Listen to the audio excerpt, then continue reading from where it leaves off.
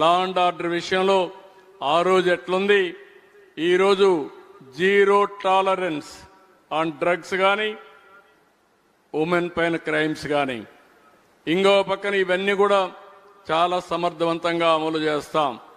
Liquor policy నాసి రకం ప్రజల ఆరోగ్యాన్ని తాకట్టు పెట్టే పరిస్థితికి వచ్చారు.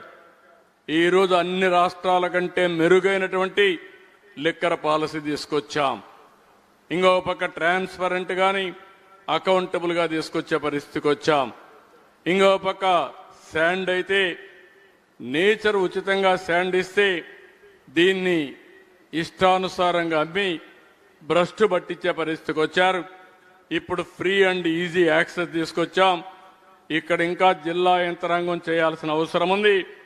నేను ఎప్పటికప్పుడు సమాచారం కూడా తెప్పిస్తున్నా, అవి కూడా మీకు పాస్ ఆన్ చేస్తాను. ప్రభుత్వం తీసుకునే నిర్ణయాల్ని మీరు కూడా చిత్తశుద్ధితో సమర్థవంతంగా అమలు చేసే బాధ్యత జిల్లా యంత్రాంగం పైన ఉందని చెప్పి కూడా నేను మీకు తెలియజేస్తున్నా.